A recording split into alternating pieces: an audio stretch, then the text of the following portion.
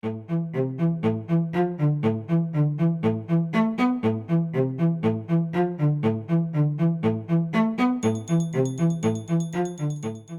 am a son of my parents, Janice and Edwin, and I think really what you guys should know is that the reason why I'm king is because ever since I was a little boy, my mother used to always call me bossy. She would always say, you act like you're the boss, you act like you run everything.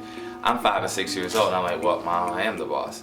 And so when you have to deal with that as a child growing up, of course you're going to learn quickly that you're not the boss and you run nothing. But through every facet of my life, I've always tried to be someone on the team of leadership, someone on the side of like making things happen. The moment I knew film for me, I guess, was probably around, I was like maybe 8 or 9 years old. But even more specifically than that, I remember always drawing and painting and sculpting things with Play-Doh and building Lego houses. So I've always done something artistic. The thing I knew for sure, I remember the day, it was June of '94, and I remember this, I was a little child, and I remember seeing The Lion King at the South DeKalb Mall movie theater with my dad and my brother and a couple other kids I went to the neighborhood with. And that moment in time, I was like, I want to make movies. But I want to put an asterisk by that because just because you want to do film doesn't mean you'll have the opportunity to do film, and I want people to understand that.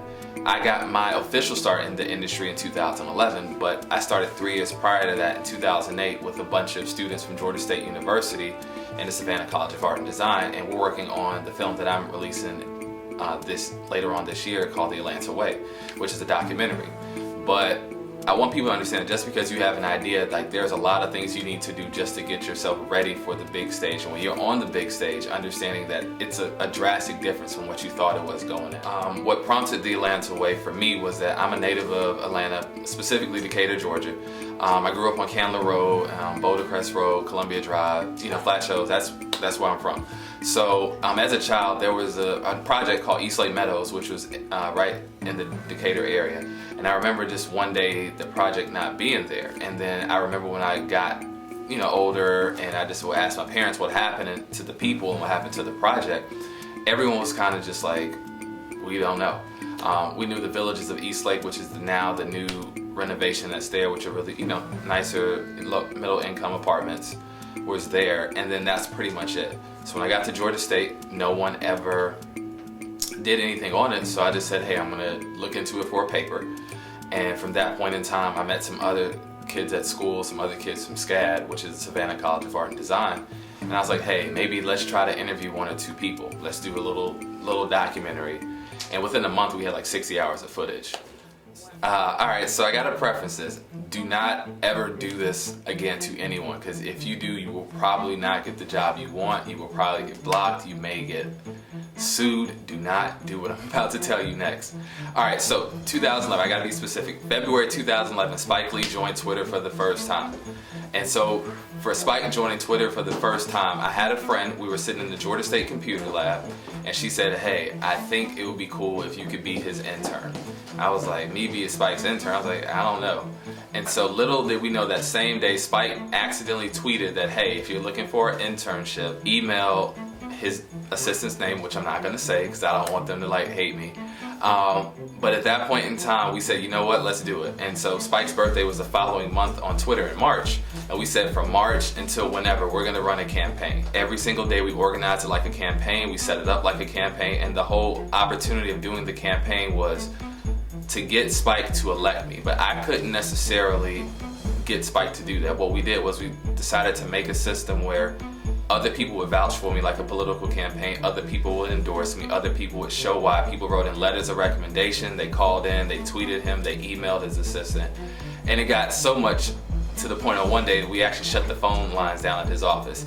So his assistant then, I don't know how he got my number, but he called me and said, listen, I know what you're doing. I need you to stop. He talked to me about 20 minutes. At the end of the thing, he said, I think something's okay with you. I'm gonna give you an opportunity to interview. Can you come to New York? And I said, no, I can't come to New York. I have $200 in my pocket and I can't spend $500 on the airplane. Can we Skype? And he said, you know what, that's fine.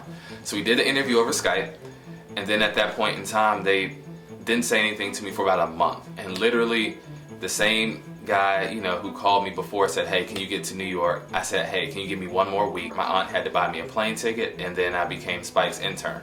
I didn't know I was going to be the last intern pick, but it worked out. And so for the last 3 years, I've had a wonderful, wonderful experience in New York. Actually, I would say my experience as an under 30 following division nominee was great. The thing is, unlike other people who were with under 30 last year in 2013, I wasn't there for majority of it, unfortunately. I was actually out in New York working on 2 different movies, and I can only come in during limited sessions.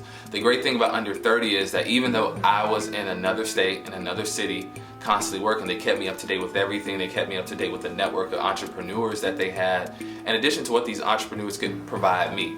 So I'm really proud to be a nominee, even though I didn't win. I think it's a really great opportunity, and to anyone else who's running for this upcoming year, I think it's really something you should really take hold and really look at the benefit that it brings. Everyone's success is different, and I think you have to look at what you want to do in the film industry. So for me particularly, my goal and what under 30 is helping me follow is to run my own studio. The thing I tell everyone is that a brand name means a lot.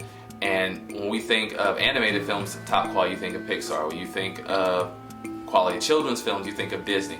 When it comes to documentaries, there isn't any, and the other stigma is that documentaries are generally boring. So my overall goal and my definition of success is to have a documentary studio that makes things that are engaging and entertaining, but that's a brand.